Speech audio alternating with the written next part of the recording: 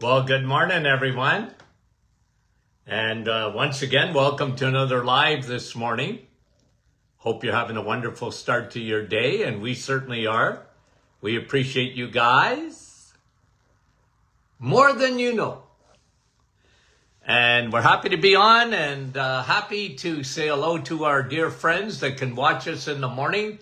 Mike, and from Norland, Sandy from Fergus Falls, Minnesota, our dear friend Brahim in Portland, Oregon, Andrea in Niagara Falls, Lynn from Aurora. We love you guys. Hi, Sue. How are you? Good to have you on this morning. Nativity. And Nellie, good morning to you. And there's Kevin from Oshawa. Good morning, Kevin. Nick from our staff. Fran from Orangeville. We love you dearly, Fran. Crystal, how are you? Wendy from Markham. Madeleine, Kippawa, Quebec. Bonjour. Kathy, Port Perry. Barbara from Thetford. Georgie, Halifax, Nova Scotia. Deb, Timmins, how are you, Deb? Who's that there? I just missed it. Wanda, Virginia. Jeanette, Kapuskasing. Joanne, Berks Falls. Patricia, Florida. And someone putting their thumbs up, whoever that is. Diane, how are you? Thunder Bay, we love you dearly. Marl, Ottawa. Our friends. Kim, how are you? And Lenise. And Sandy, Chilliwack, BC, bright and early. Mary, Newfoundland. Millica, Stouffville, good morning. Rita, New Brunswick. And Sharon. It is a beautiful day here today, too. Oh, cold day, isn't it? Well, it's cool here, but, it's a beautiful... Bruno, how are you? I missed that. Francis. Annette, sometimes it gets into the clouds up there. I don't see it. Donna from Newfoundland. And Dave, how are you? From Cardiff. And Helga, good morning. Bonnie, Little Britain. IT, Unionville. Lise, how is you? And Herma. And Dave, saying hello to Kevin. Patricia's having her coffee. Me too. Cheryl, Alabama. Adeline. And hello from Meta. That was Alan, I think. Carol, West Virginia. We love West Virginia. Donna. Brian, good morning. And I'm going to say hello to two more. And Deb is saying hi to everyone. John. Pam from Cochrane. How are you? And Moncton, New Brunswick. We love you dearly. Arlene, how are you? Okay, let's go through a few studies here. Okay, and some of them are answers to questions. Dr. Martin, what do you think of GLPI, or GLP-1 drugs, okay? Like Wegovy, Ozempic. What do I think of them? Well, they were designed for diabetes, and now they're a designer drug started in Hollywood to lose weight. Do they work? Yep, you lose weight. You lose weight, but you pay a price, and that's what bothers me. You pay a huge price, okay? Do you know what? Statin drugs work. They do. Every time. They'll lower your cholesterol. I don't know why you want to lower your cholesterol. Now, I know why you want to lose weight. But at what cost? And at the end of the day, you know my philosophy of weight loss. The key is not calories. The key is not a designer drug. The key is not beating yourself up. Now, you need discipline in every area of your life. There's no doubt about that. And nothing's easy. Anything We are surrounded. Think of how the world has changed, guys, in the last 100 years.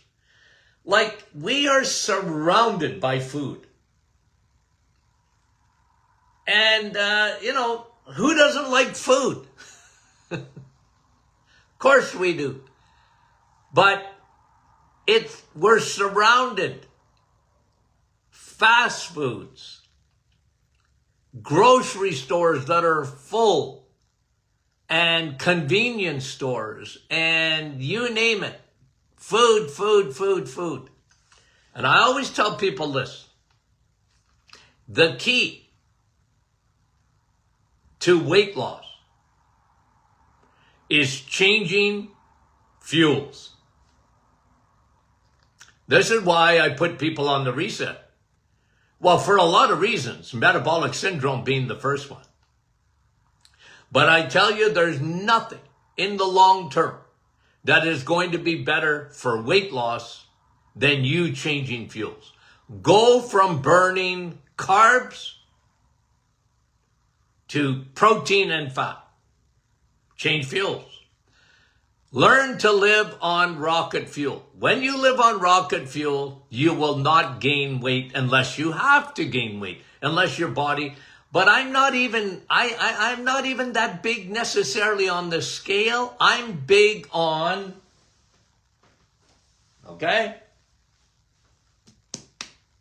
burning fat. I'm big on burning fat. Burn this as fuel. Burn this as fuel. If you eat eggs, meat, cheese, you're going to burn this. This is what you're burning in your metabolism, in your mitochondria, in those battery packs. You're burning a different fuel. You're burning rocket fuel. Your body will thank you.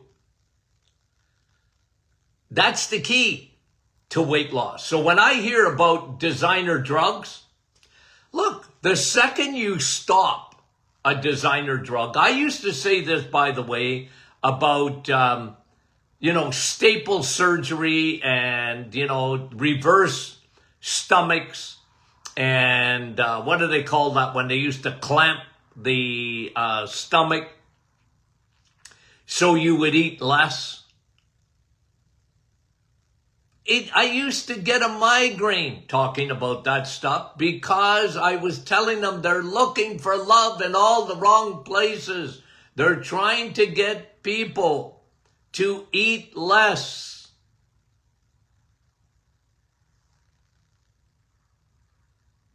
That's not the key. The key is fuel. What fuel are you burning? You know, my illustration of the wood stove. If you burn paper and twigs, your cells, the wood stove's going to say, well, you better keep putting lots of paper and twigs. If you try and heat a log cabin with paper and twigs, you know what you're going to find out? It doesn't last long. And that's the problem when you don't have nutrient-dense food. It's not calories. It's not eat less, move more. I like moving more. I do. You know me and vitamin E. I'm big on it. I love exercise, but not for weight loss. You can't out-exercise a bad diet, and it's a matter of changing fuels. And, we get it. We got it this week on our questions. We got it last week on our questions. Dr. Martin, I'm on the reset and I'm not losing weight. Would you throw away the scale, please? Your body is burning the right fuel. GLP-1 medication will not do that for you. It won't do it for you. It's a temporary thing that can mess you up. I've never seen so much side effects.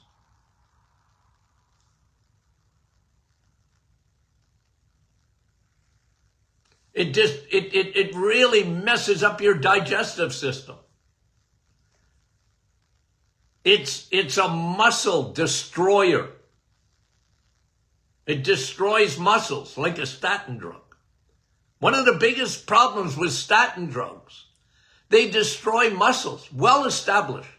Rhombolithiasis. I hate those big words. What does it mean? They destroy muscles. Oh, I thought your heart was a muscle. Your heart's a muscle. Imagine taking a medication that destroys muscles. But so do GLP-1 medications. I know people are desperate and they want a quick fix. I understand it. I've been around so many years. I know it. And I'm very sympathetic. But I try and get people to understand the differences in food. You can have a chocolate bar that's got 600 calories. And then you take an egg that's got almost the same amount of calories. But your body reacts to that so differently. Do you think the chocolate bar, oh, it's only got, Doc, it's 600 calories. What's that got to do with anything? It's how much insulin you're going to need to break that food down. It's the cells at the cellular level. Those battery packs are going to be screaming, hello, where's the nutrition? Now you're hungry more. You didn't give your cells the fuel that they really need. And people live, because there's no red light that goes off on the top of your head, people think, well, you know what? I'm all right. No, but you look long term, you're not all right. And some people have an unlimited capacity to make fat cells. Unlimited. Some people are skinny as rakes, but they're terribly unhealthy. But the key is food, guys. It's nutrition. So when you ask me about those designer drugs, I tell you, the pharmaceutical industry are rubbing their hands. They're salivating. They're so happy they took off. And, you know, it's funny because I always find, you know, and I read this stuff every day. You get, you know, GLP-1 medication, okay, which was originally for diabetes. Okay, wrecks your stomach, but it helps with blood sugar. Okay? So they give you that. Oh, now it helps you to lose weight. And then I read somewhere that, it's such marketing by the pharmaceuticals. They're unreal. Give them a high five. They know how to market, because what they do is they say, oh, here's another benefit. This is really good for your liver too, by the way. Are you kidding me? But that's how they do it. Because they want to get several uses for a medication. The best thing for your liver, bar none, the best thing for your liver, cut out sugar. Cut out the high fructose corn syrup. Just cut it out of your diet, and you don't need any medication to help your liver. It's not moderation, it's elimination. Eliminate sugar. Oh, Doc, it's hard. Yeah, well, you bet your boots it's hard. It's terribly hard. Is it worth it? Yeah, it's worth it. Anyway, I got that question. I said, before I get started on any of these studies. Okay, let me give you, we're going to go to vitamin D again. Vitamin D. Like, don't you think I could win a prize? I'm laughing, okay? I'm just joking. Don't you think I should win a prize in a Nobel Prize in medicine for talking about vitamin D all the time? Has there been anybody that has pushed vitamin D more than me for the last 50 years? Put your hand up if you know someone that's pushed vitamin D more than me. Okay? Anybody? Well, maybe there is out there, and I tell you the story all the time about Linus Pauling, who won a Nobel Prize, by the way. And I was happy he won a Nobel Prize because he was talking about a vitamin. And he talked about vitamin C.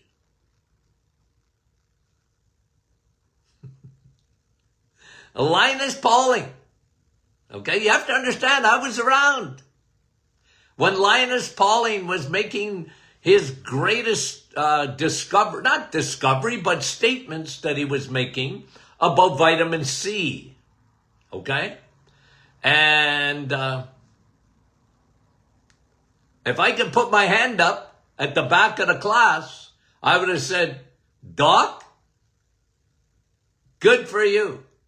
But you only miss by one letter in the alphabet.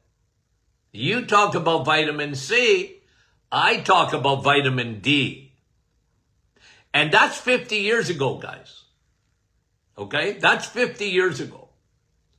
Because I believed at the time, and it's proven to be right, that vitamin D is far more essential for your body than vitamin C is, the other vitamin C.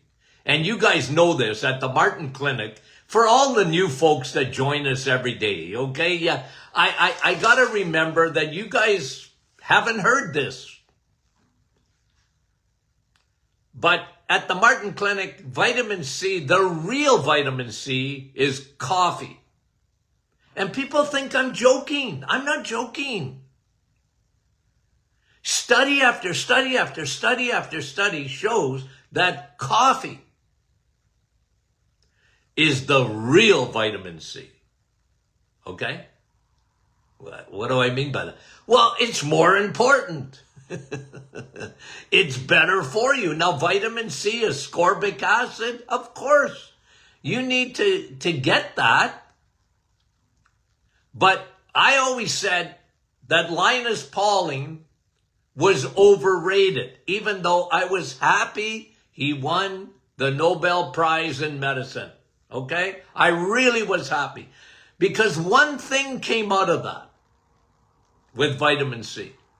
Okay? Because people started taking, and even today, do you know how many people take vitamin C for a cold?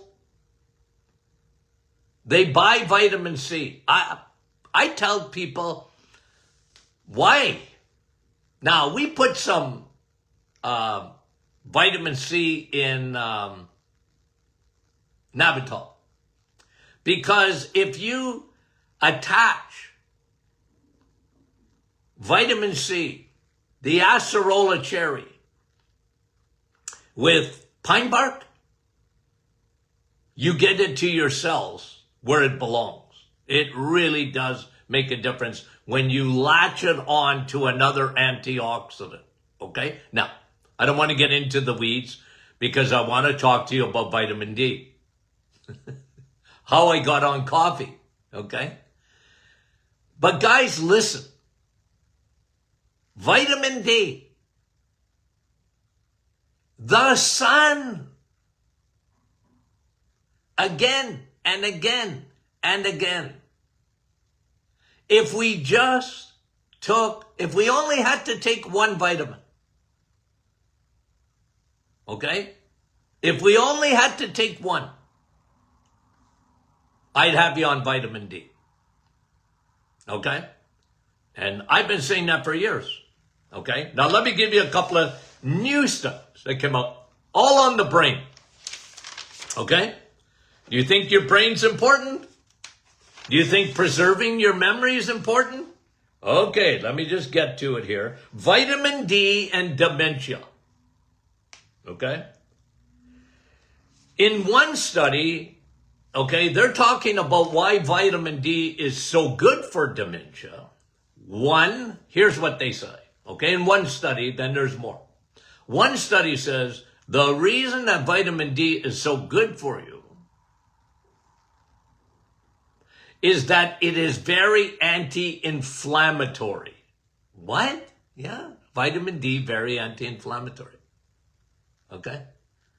It's an anti-inflammatory. And by the way, the vast majority of people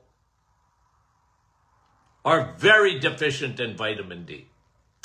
The ranges of vitamin D are that calls, so-called normal are so low. That's made not for human beings, but for mice. The numbers. You guys know this, and I've said this 10,000 times. You need to optimize your vitamin D. Normal is for mice. Optimal is how your body thrives with vitamin D. Dementia. One way it works on dementia, vitamin D, it lowers inflammation. So when you get a chance, the best way to take vitamin D is to get in the sun. Now, the sun is out today here in Northern Ontario. Beautiful. But it's cold. Okay. Like you ain't going skinny dipping today. It's freezing. We didn't get the memo about climate change. Okay? We didn't get the memo. We haven't had... It's spring, but we didn't get the memo for that, okay, in Northern Ontario. It's freezing. We get a nice day, it's warm, and then we're reminded where we live, okay? So you see my map up there? Look for Northern Ontario, and you will see Santa Claus, the Arctic, and then us, okay? That's where we live, in Northern Ontario, near Santa Claus. It's cold. We don't get enough, we get the sun, but you're getting benefits. No doubt about that. You get benefits, but you're not raising your levels of vitamin D, your dehydroxy 25 in your blood. That's very, very, very important, okay? And the studies are showing, okay, so that's one. It works on. Let me give you a couple of more because they just came out. I'm an old-fashioned guy, okay? You want to know how old-fashioned I am? I write out everything. You see my notes, okay? The teachers, this is true story. Okay? When I was a kid, they said, if we can read Tony Martin's writing, we'll give you another recess. They couldn't read my writing. I can barely read my own writing, but I am a writer. I love writing things. Okay, so you see my notes. Okay, so I'm going to go to my notes. Okay, so let me give you two studies. Again, one of them showed vitamin D is an anti-inflammatory. Now, when you reduce inflammation, that has a good effect on the brain. It has a good effect everywhere. But again, you know me and inflammation. Inflammation is not Houdini, but Inflammation is a very big part of the process of chronic disease, including Alzheimer's. It's part of the process. Inflammation is on your side if you have an infection, if you have an injury, but you don't want it to stay there very long. The body's ambulance system, you want to turn it off. You want them to go back to the station, okay? And in chronic inflammation, it's a problem because it becomes destructive, okay? So when you look at small vessel disease, a dementia small vessel, it's destructive. Inflammation is part of it. But what started the inflammation? Well, that's another story. Sugar. And the lack of vitamin D. Okay? Sugar, by the way, destroys vitamin D. I've showed you that before. Now, vitamin D, 40%. This is another study. Over a decade, they followed 12,000 adults over 10 years. Okay? Those who supplemented with vitamin D. Okay? Look. Here's a blood test. Prick your finger. If it comes out red, you need to supplement with vitamin D. You're not going to get... If you live in Florida, you could get enough sun to never have to take a vitamin D supplement, okay? But what happens? You don't do it. Some of the worst people in the world, in terms of vitamin D, live in Florida and Arizona. That gives me a migraine. They got the sun, but they don't go in it. They're scared. Brought to you by Johnson & Johnson and the dermatologists of the world. What did they do? Oh, skin cancer. You're gonna get it because you're in the sun all the time. No, it's the opposite. It's the opposite. But anyway, 12,000 people over 10 years. Okay? What did they see? People, okay? Two groups. People who were taking a vitamin D supplement, 40% less likely to get dementia. 40%, that's a big number. Out of these 12,000 people, 40% decrease in dementia with people who are taking vitamin D as a supplement. Guys, and by the way, you can measure vitamin D. It's not like it's a mystery. It's a mystery. I don't know if I'm getting enough vitamin D. Well, just get a blood test. In the United States, my American friends, listen, Linda and Larry in the US of A, your numbers should be above 60. NMOL.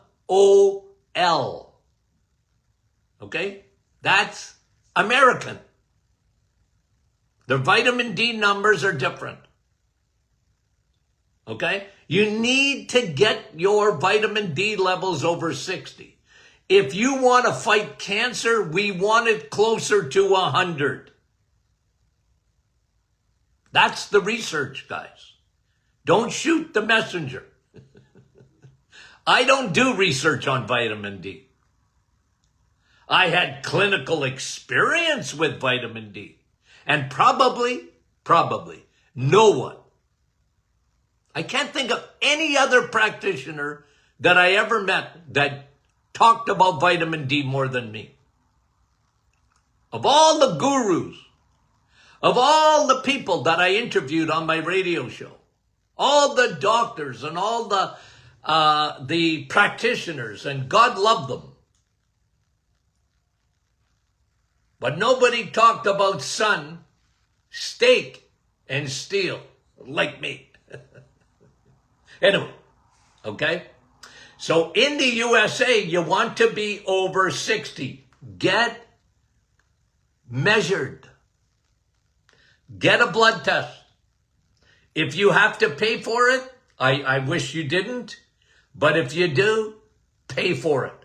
I recommend once minimum, twice a year better. Find out what your numbers are. You know what you're dealing with. Okay? Number 2, or Canadian numbers, okay? For my Canadian friends and followers, okay? USA, over 60. Canada, 2.5 times that. Okay? Right? So, 180,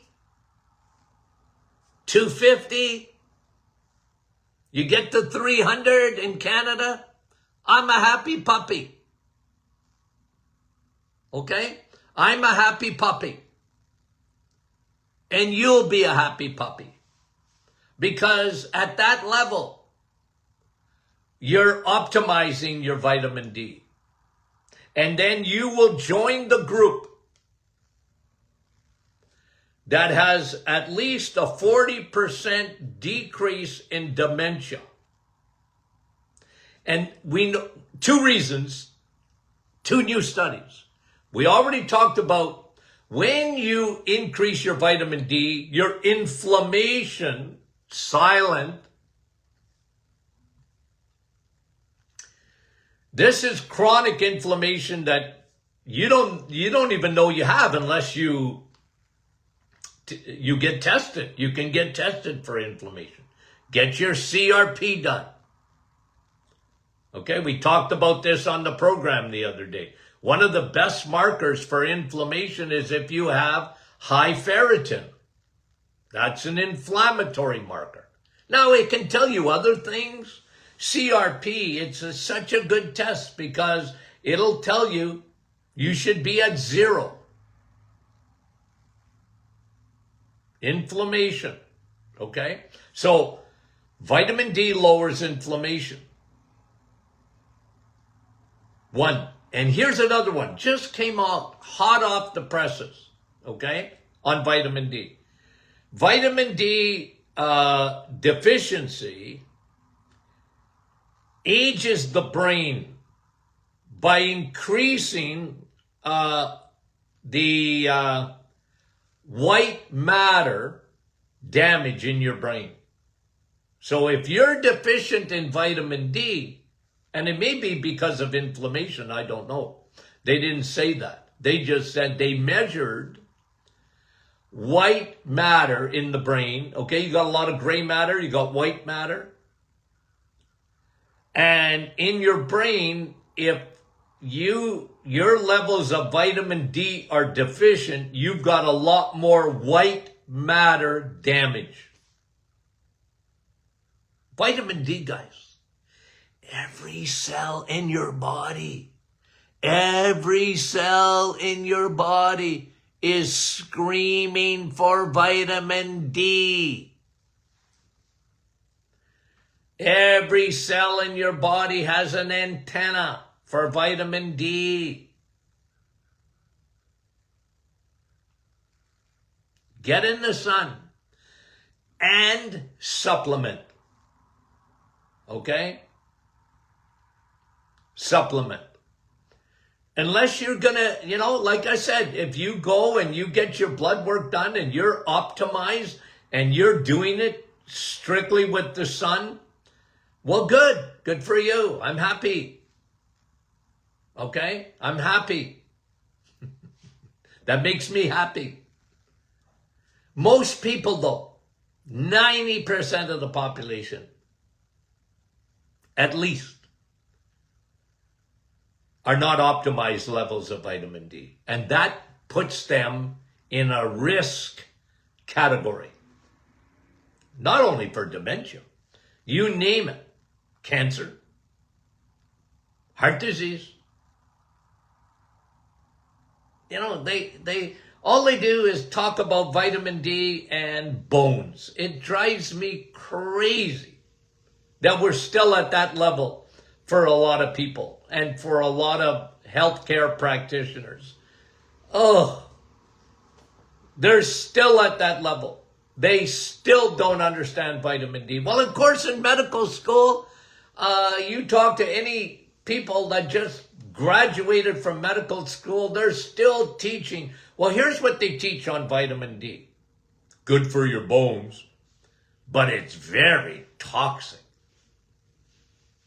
Toxic. Their cortisol goes up just talking about vitamin D because you might take too much. And I always remind my physician friends, always remind them of this. The waiting rooms in emergency and the waiting rooms in the walk-in clinics and the waiting rooms in the doctor's office are not full of people that are toxic with vitamin D. I mean, it is incredible how that narrative is still around. It's amazing to me how the pharmaceutical companies, they're so good at it, market that vitamin D is dangerous. Oh yeah, you know, take 1,000 IUs of vitamin D. Maybe.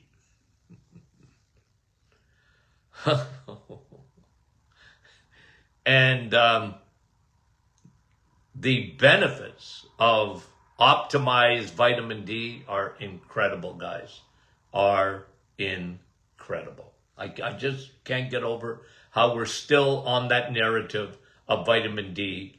And be careful, you're going to die. It's amazing to me. The lies, more lies, and the outright lying. It drives me mental. Anyways, you guys don't believe that stuff. Good for you. You know better. You're smarter than the average bear. Okay, guys. What is Friday? Q&A. Send your questions in. We want to hear from you. Okay? Don't put your questions in the scroll, okay? If you do, okay. You can put them there. But they don't get to me because I'm not reading the scroll while we're doing this program. I can't do two things at once. Okay? And the only time I read the scroll is when I ask you a question and I tell you to close your books and give me the answer. Okay? You know that. I do that. I have a quiz usually once a week just to see if you're listening. But guys, you're the best. You're the greatest. You're the smartest. And I mean it. Share this. You share. Facebook shares. Okay? Tell your friends about the Doctor Is In podcast. You share. Facebook shares. You listen to the Doctor Is In podcast on your favorite smart device. Spotify and others, they share. It all goes on algorithms. The more you download, the more they share. What do I know? Not much. But I'm encouraging you to share it. Okay? And invite your friends to be part of our private Facebook group too. Okay? Why not? Okay. We love you guys. We'll talk to you soon.